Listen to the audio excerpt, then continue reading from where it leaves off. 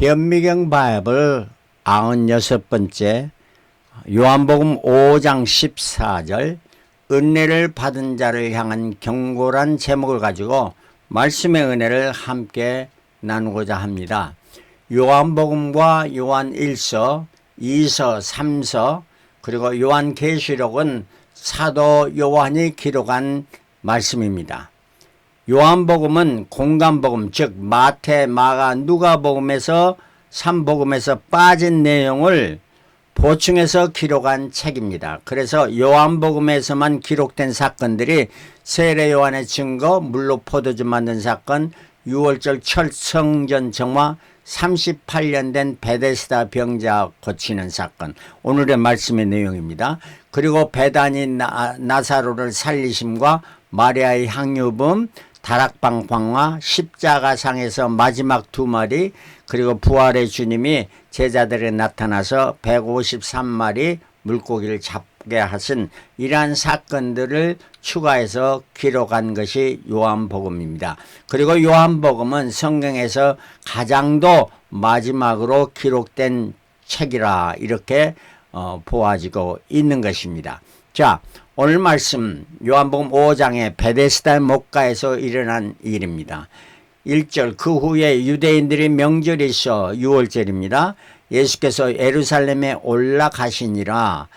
예루살렘에 있는 양문 곁에 히브리 말로 베데스다라는 못이 있는데 거기 행각이 5이 있고 그 안에 많은 병자, 소경, 절뚝발이, 혈기 마른 자들이 누워 물의 동함을 기다리니 이는 천사가 가끔 못에 내려와 물을 동하게 하였는데 동한 후에 먼저 들어가는 자는 어떤 병에 걸렸든지 나음이로다. 여기 이를 괄호로 쳐는 것은 저들의 전설로서 그렇게 하고 그걸 믿고 병자들이 그것을 기다리다가 물이 동할 때 들어갔다 하는 이러한 내용입니다. 팩트는 아니겠죠. 자, 그래서 이제 양문 곁에 5 행각에 모여있는 병자들, 그때 예수님 당시였습니다. 그러나 이걸 현대 오늘의 상황에 이러한 병자들이 누구일까 하는 이런 걸 5가지로 말할 수 있는데, 육체적으로나 심적으로 정신적으로 질병으로 고통받는 자들, 두 번째 치열한 경쟁으로 그 경쟁에서 패배하고 절망 속에 살아가는 자들, 그리고 세 번째 도박과 향락에 빠져 앞을 내다보지 못한 자들, 그리고 네 번째 심각한 중독에 빠져 삶의 목적을 포기한 자들, 네 번째 영적 분별력을 잃고 사이비 종교에 빠진 자들, 이러한 무리들이 예수님 당시 38년 된 병자와 같은 자들이다 이런 말입니다. 이 병자가 예수님으로 치유함을 받았습니다. 그러면 은혜를 받은 자인데 이 사람이 정말 어떠한 그 다음의 삶을 살았는가 하는 것을 말씀해 주는데 예수님께서 14절에 오늘 본문 말씀입니다. 그 후에 예수께서 성전에서 그 사람을 만나 이르시되 보라 내가 나았으니 치료함을 받았으니 더 심한 것이 생기지 않게 다시는 죄를 범치 말라 이렇게 말씀하십니다. 다시 같은 죄를 또 범하고 또 범하면 더 심한 것이 생겨서 너에게 더 고통이 심하게 될 것이다 하는 이런 말씀을 해주고 계시는 것입니다. 5절에 거기 38년 된 병자가 있더라. 헬라어로 아스테네이아라는 거는 이거는 infirmative, 그 다음 weakness, 병약하다 하는 말입니다. 육체적으로 정신적으로 의지력이 아주 약한 이러한 사람이라 하는 말입니다. 예수께서 그 누운 것을 보시고 병이 벌써 오랜 줄 아시고 이르시되 내가 낫고자 하느냐.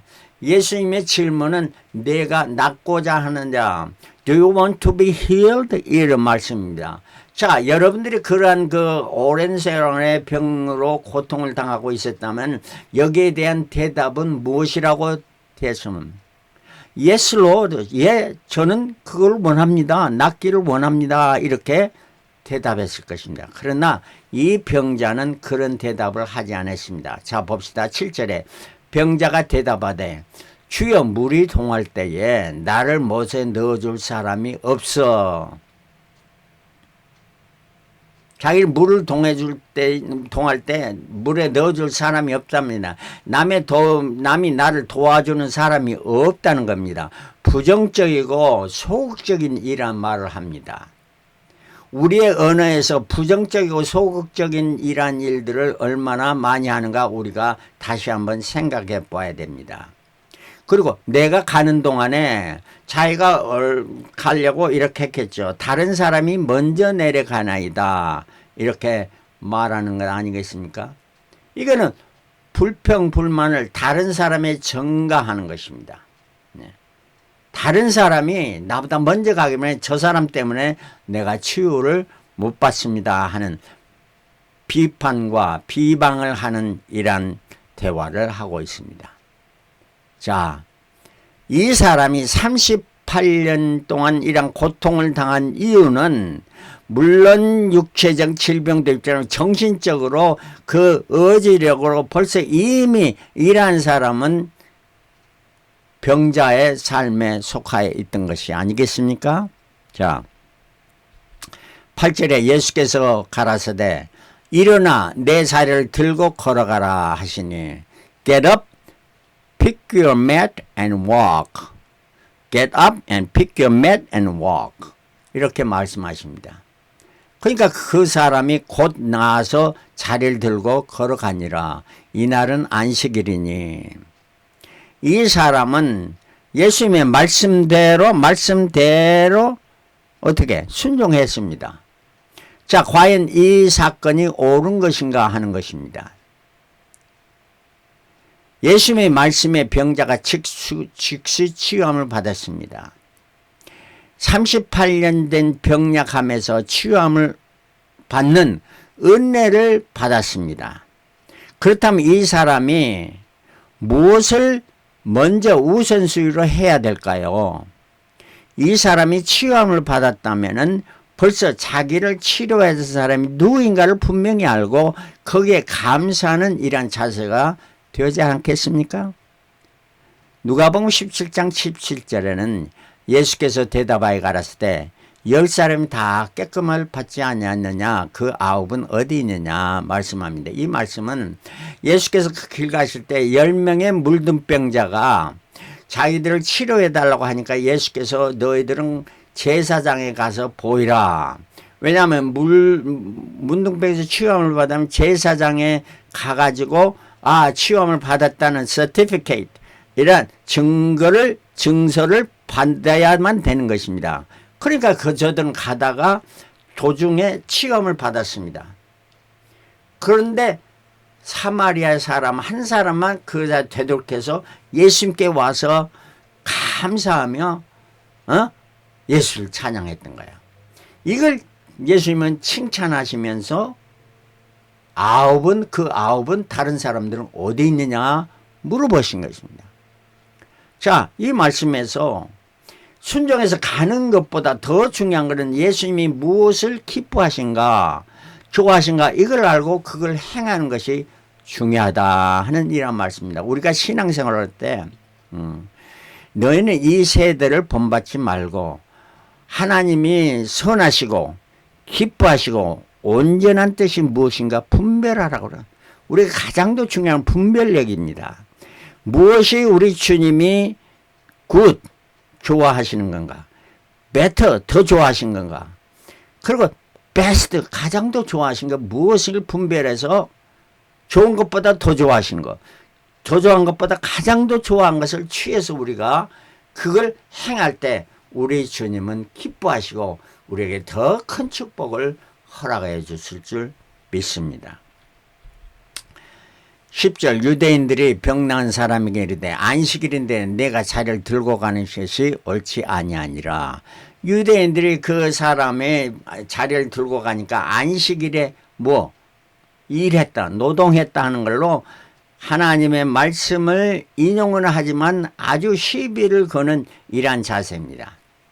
출애굽기 20장 10절에는 제7일은 안식일 너희 하나님 여호와의 안식일인즉 아무 일도 하지 말라. 아무 일도 하지 말라 하니까 좋은 일도 하지 말라는 일한 걸로 생각해. 좋은 일이나 나쁜 일 아무 일도 아예 그냥 안 하는 것입니다. 안식일에 지병이 치료받음과 안식일에 일하는 것, 이거 무엇이 일하지 않는 것, 무엇이 더 중요합니까? 성경을 율법의 잣대로만 보지 말아야 됩니다. 이렇게 되면 율법주의가 되는 겁니다.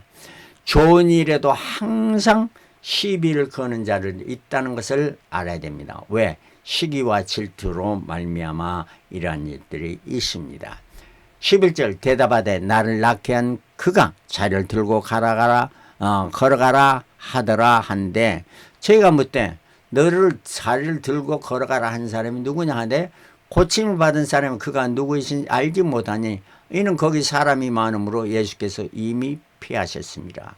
치료함을 받는 이 사람의 실수는 뭡니다? 자기를 치료해 준 은혜를 베풀어 준을 망각했다는 이러한 사실입니다.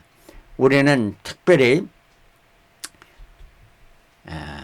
그런 망각의 일을 행해서는 안 되고 14절에 그 후에 예수께서 성전에 그 사람을 만나 이르되 보라 네가 나았으니 더 심한 것이 생기지 않게 다시는 죄를 범치 말라 하시니 오늘 본문의 말씀입니다.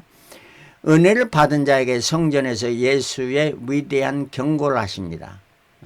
더 심한 것이 생기지 않게 죄를 범치 말라. 다시는 죄를 범치 말라. 결코 내게 은혜를 베푼 자를 망각지 말라. 결코 내게 은혜 베푼 자를 배신치 말라. 근데 15절에 그 사람이 유대인들에 가서 자기를 고친 이는 예수라 하니라. 이 예수라 하는 예수께서 고쳐줬다 하는 것을 이 사람이 유대인들에게 가서 말했습니다. 바로 고자질한 것이 아니겠습니까?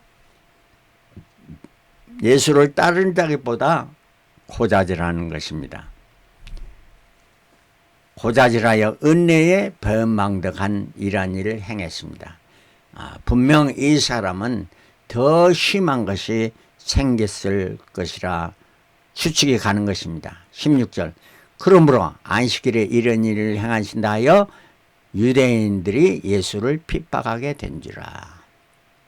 이 사람이 이러한 일로 인해서 예수께서 핍박을 받게 되었다 하는 말. 나로 인해서 예수께서 핍박을 받는 것은 참으로 우리가 해서는 절대 아니 됩니다.